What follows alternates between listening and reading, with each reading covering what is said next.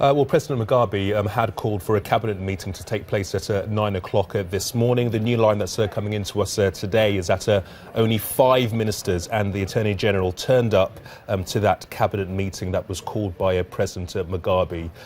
17 have attended the impeachment hearings. So 5 ministers and the Attorney General turn up to that State House for the cabinet meeting, while 17 ministers attended the impeachment meetings. Well, for more on this, let's talk to Lloyd Msipa, founder of the Africa Public Policy Research Institute. Many thanks indeed for joining us this morning, Lloyd.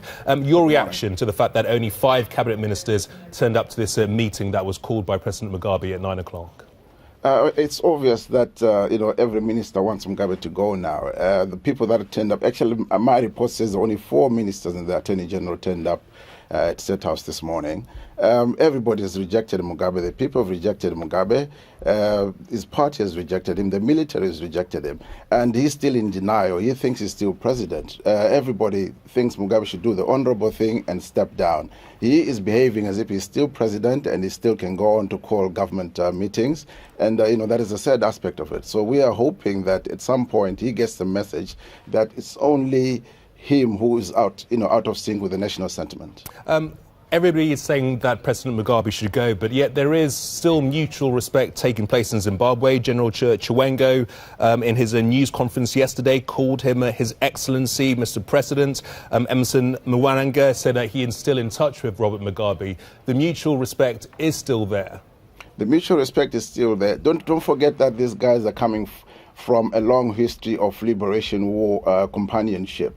They were in the war together. There is a connection, based on liberation war credentials, a nationalistic paradigm that gives a sense of respect to each other. See, what is happening now? They are saying, go with your legacy intact. We'll still respect you. We'll make sure that the history books are generous with your legacy. But at this rate, it appears that Mugabe is still sticking to his guns. And it would be sad if he has to be dragged out of State House, by the people of Zimbabwe. So the respect is there. It's still mutual. Some claims that President Mugabe is living in a parallel universe. Other claims that he is arrogant. That was one of the headlines of yesterday's papers. And then he calls this cabinet meeting to take place at 9 o'clock. I mean, what does that tell us about President Mugabe as the man? President Mugabe is a very proud man. And he doesn't take rejection very well. That is his nature. And in this aspect, is in serious denial. He doesn't realize that Zimbabweans have moved on. They now regard him as the former president of Zimbabwe. And that is a sad thing about this. So at 93, one probably expect that is some kind of dementia has kicked in. But whatever it is not getting the message. President Kenneth Kaunda, former President Kenneth Kaunda of Zambia, was with him yesterday, trying to get him to step down. But it appears he's taking, getting the message is one thing that's not happening so fast. Are you concerned at all that Zimbabwe will be handing the reins of power from one elite to the other, and we won't see an interim government of national unity? I don't think so. I think where we're going now with Vice President Mnangagwa, he's more of a liberal. He's got a global outlook to his politics. If you look at the time he was vice president, he championed investment with the Russians and the Chinese in Zimbabwe. And domestically, he actually championed the command agricultural policy, which saw the doubling of agricultural production in Zimbabwe. And he was instrumental in making sure that nobody was executed at his time when he was Minister of Justice. So you can see that he's a more progressive leader.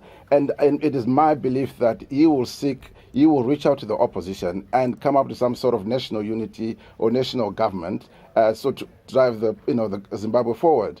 Nobody in Zimbabwe has an appetite for elections at the moment, and it's not good for Zimbabwe. We've been in political mode. Politics has been the elephant in the room in our country for so many years. So it would be good for Zimbabwe to put the politics aside, get the opposition parties and the ruling parties together, form some kind of government, drive the economic fundamentals, get Zimbabwe working again, and then after that, we can now talk in terms of competing amongst ourselves. Yes, there were claims that Mr. Mnangagwa was responsible for the deaths of 20,000 Ndebele in Matabele land.